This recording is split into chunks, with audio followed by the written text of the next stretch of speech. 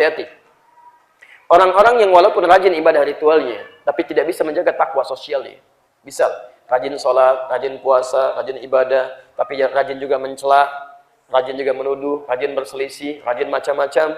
Itu disebutkan oleh Nabi. Kalau Nabi menyebutkan dengan kalimat umum, artinya akan terjadi di setiap masa dengan tokoh yang beda-beda. Itu ada di antaranya di hadis riwayat Muslim nomor hadis 2815. Dari Abu Hurairah. Saya bacakan hadisnya. Atadrunal muflis, tahukah kalian orang yang pailit itu, bangkrut? Qulna ya Rasulullah, al-muflisu fina ma la dirham lahu wa la mata'. Kami katakan ya Rasulullah, orang pailit itu orang yang sudah enggak punya uang sepeser pun, enggak ada aset sedikit pun. Logis ya? Sekarang perhatikan. Al-muflisu min ummati, orang pailit dari umatku itu. Ingat, Nabi tidak menyebut umatnya Musa atau Aisyah, tapi umatku.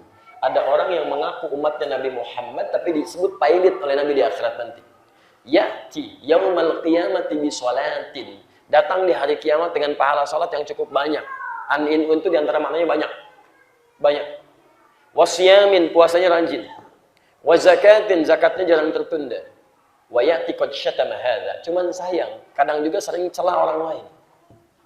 Wa qadhafa hadza, kadang menuduh orang lain.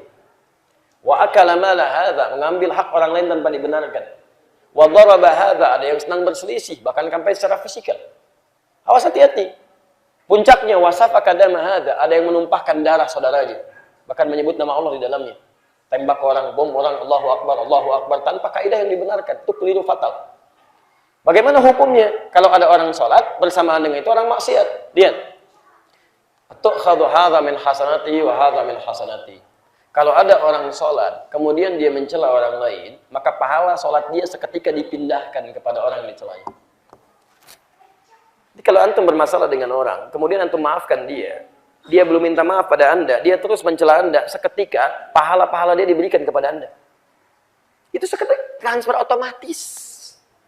Masya Allah, nggak minta dikasih. Pahalanya banyak, pindah. Anda taklim sekarang nih, keluar dari sini misalnya, ada yang mencela orang yang nggak taklim. Masya Allah, itu siapa sih orang itu? Itu Pak, tetangga di sini, tahu nggak Pak ya? Selama di sini, nggak pernah mau ke masjid Pak ya, apalagi taklim. Mudah-mudahan aja Pak, barangkali belum dapat hidayah Pak ya. Iya ya, terus dibicarakan. Itu begitu Anda dengan niat buruk membicarakan orang itu, pahala taklimnya pindah kepada orang itu. Seketika, padahal dia nggak ikut taklim. Datang orang lagi datang, kenapa sih? Itu tuh orang itu, oh iya ya, nggak nyangka ya, nyangka tuh. Masya Allah, gabung lagi di situ, pindah 3 orang. Orang itu cuma nerima aja, padahal nggak ikutan. Yang satu tiba-tiba mengatakan, Alhamdulillah Ustaz, saya enggak. Oh, bagus, nggak seperti mereka itu tuh. Oh, Masya Allah, kena juga. Jadi ada banyak hal yang kadang nggak sadar gitu kan, kadang nggak sadar. Ya, atau jangan-jangan Anda sering rajin ikut taklim, tapi sering mencela juga. Hati-hati itu, nggak boleh gitu kan. Anda ibadah, sholat, puasa macam-macam, tapi menuduh orang juga, itu bahaya.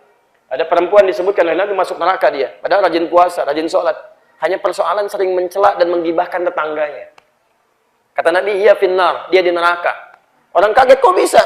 Karena habis pahalanya. Lihat, wa hadza min hasanati wa hadza min hasanati. Demikian seterusnya.